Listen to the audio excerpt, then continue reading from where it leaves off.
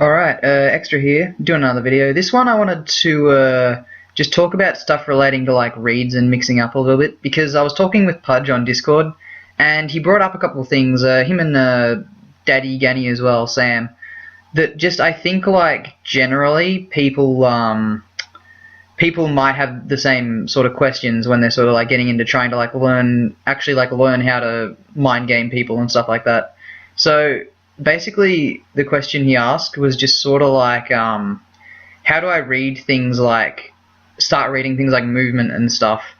And for the most part, it's just sort of like instincts. But what you want to do is you just want to like try and keep everything simple. And the main problem is that like if you try and call out like this one specific option, then you're going to confuse yourself, or you're going to get put on tilt, because as soon as like that doesn't work for the first couple of times, you just go, oh, I'm so bad at this game, I'm an idiot or whatever, because you keep getting it wrong and they keep punishing you or whatever. So what you don't want to like say, okay, I think they're going to like jump in neutral air like right now with like do this specific move.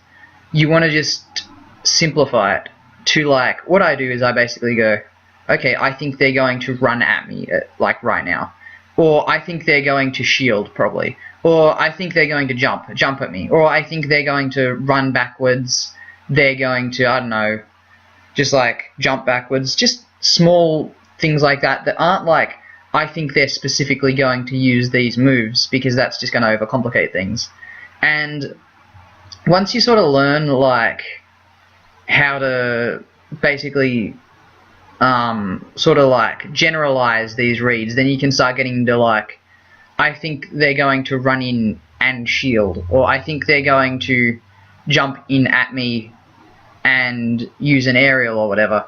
And once you sort of get into that, you can prepare for that kind of stuff. And then once you get into the specifics of, oh, I think they're going to use like forward air or neutral air or whatever, then you're already like in position to deal with that. And like if both those moves just like lose to shield, then you're good for the most part. Or if you think, I think they're going to jump in and grab, that's sort of like getting along in the sort of like in the whole scheme of things. It's like a step forward in terms of mind games. You can do that once you've sort of realized that, oh, they jump in a lot, or oh, they like to run up and shield a lot. And just like once you sort of know the basic things that they're going to do and the basic way they play the game, like are they aggressive, are they defensive, like those are two pretty important labels to sort of like establish. Do they shield a lot, do they roll a lot? If you can sort of like get those basic things down, then you can start concentrating on like the specific stuff. And like, I think they're going to roll like right at this time, so I'm just going to run past and read a roll and hit them with up smash or whatever. And what you also should try and do is that when you're thinking about like the best ways to like read general things, like general options, you should think about like what moves are best for like staying safe. Like let's say I'm playing villager and I think they're going to like run at me and shield, but I'm like, that's like a soft read. I think they're going to like run at me. I don't know if they're going to shield, I don't know if they're going to jump or just like dash attack or whatever. I could be like, oh well, I think they're running at me, I could throw out a grab. And the problem with that is that grab's like really committal. Like that's if they don't do exactly what I think they're going to do, then I'll get punished. So instead of that, I could say, okay, well, I'm going to also run in shield, and then I'm going to do like a really quick neutral air out of shield and like just like fade away, so I can like put a little bit of pressure on. If they do the thing that I do, I might not get the most damage out of it, but at the same time, if I call them out, then that's good for me, because I'm like staying one step ahead of them, and I'm sort of like keeping the pace of the game in my favor. And if I don't call them out, then that's like, I have that data now in my head. Like, I know that they did this, and since it worked, then maybe they'll do it again. But the point is that I stayed safe in that interaction.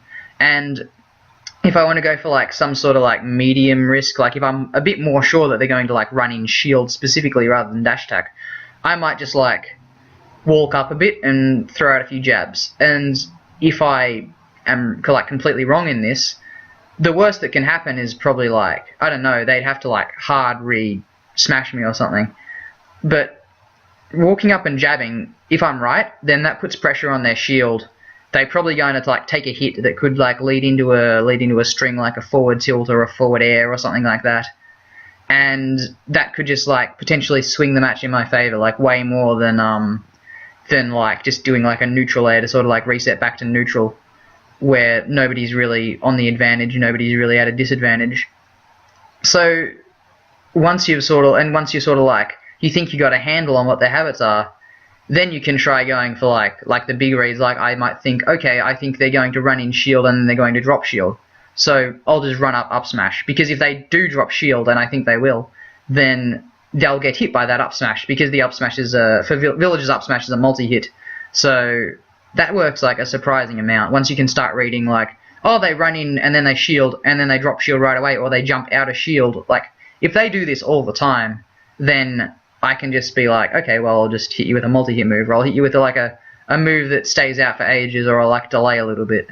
So, but the point also is that up smash is still like, it's relatively safe. It's not like super overextended like, say, Fox's up smash. If I hit you with this, then you might get like a grab or something, or you might get like a tilt, but if I'm not at really high percents, I probably won't even like die for that. So you got to prioritize not only like when you figure them out, you also got to know when to stay safe and when to go for it. And another thing that was brought up is that when do you know that they're going to mix up? And that can be really hard. So like after you hit someone, you might say, oh, they're going to do something different, and then they do the same thing.